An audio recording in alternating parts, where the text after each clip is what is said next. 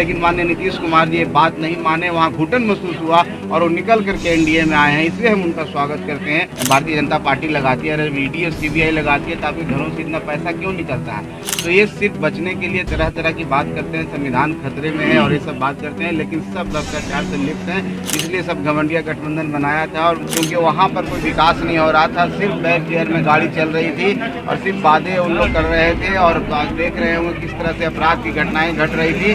देखिए, सर्वप्रथम मैं अपने पार्टी के सभी कार्यकर्ताओं को, अपने पार्टी के संरक्षक आदरणीय जीतन राम मांझी जी को और माननीय मुख्यमंत्री नीतीश जी को और भारतीय जनता पार्टी के शीर्ष नेतृत्व आदरणीय अमित शाह जी, माननीय प्रधानमंत्री आदरणीय नरेंद्र मोदी जी और सभी लोगों को मैं धन्यवाद देना चाहता हूं कि जो विश्वास मुझ पर पुनः दर्शाया गया है। ये सुशासन की सरकार जो अभी हम लोग नहीं बनाए हैं एनडीए में, हम समझते हैं कि बिहार के हित के लिए अच्छा है। और मैं आज के दिन में सिर्फ बधाई देना चाहता हूँ सभी यहाँ के गया वासियों को। और आज हम जहाँ से आ रहे हैं, पूरे रास्ते में जिस तरह से हमारे कार्यकर्ता और गया के सभी ग्रामीण और सभी शहरी लोग, सभी जनता, महान जनता ने जिस तरह से अभिवादन किया है, स्वागत किया है, वाकई में ये लगता है कि उन लोग कितना प्यार हम लोगों को करते हैं।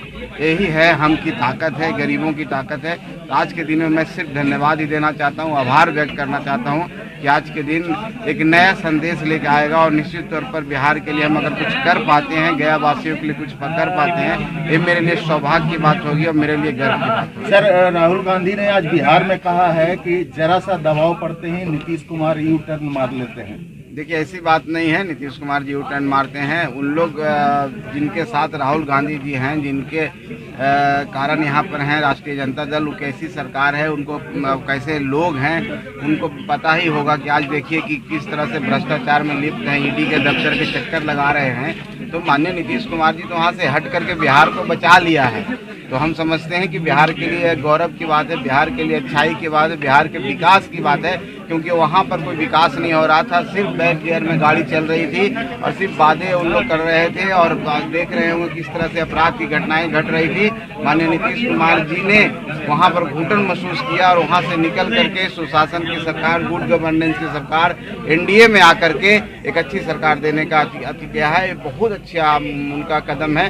मैं उनको शुभकामना देता हूँ, उनको धन्यवाद देता हूँ कि बिहार के भलाई के लिए उन्होंने कदम दिया है। एक क्रांतिकारी कदम है, हम सब मिल के बिहार को आगे बढ़ाएंगे। सर, लालू से 10 घंटे और तेजस्वी से भी आज कई घंटे पूछताछ जारी है ईडी के द्वारा लैंड फॉर जॉब मामले में, इस पर क्या?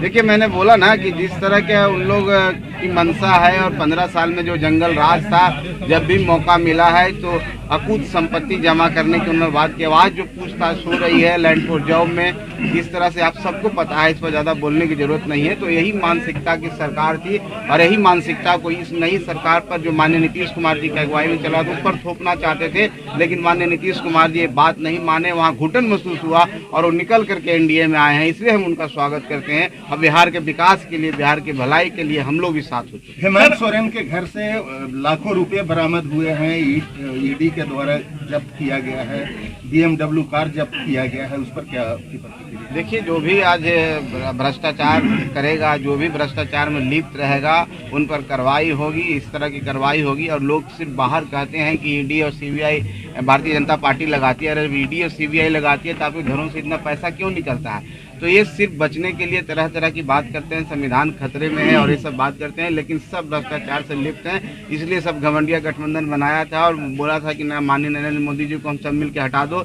अब फिर देश को गुलाम बना दो। लेकिन ये सब संभव नहीं है। नरेंद्र मोदी जी की अगुवाई में देश आगे बढ़ रहा है और ये कोई भी व्यक्ति नहीं बचेगा जो भ्रष्टाचार करेगा, जो देश के साथ गद्दारी करेगा। तो हम समझते हैं सब डरे हुए हैं, सहमे हुए हैं और ये गठबंधन कुछ नहीं है। 24 में आप देखेंगे सब खत्म हो जाएंगे। जनता जानती है, देश की जनता, बिहार की जनता भी जान रही है। 24 के 40 सीट हम यहाँ जीतने का काम करेंगे। लोकसभा के साथ साथ विधानसभा में हम लोग बहुमत के साथ सरकार बनाएंगे।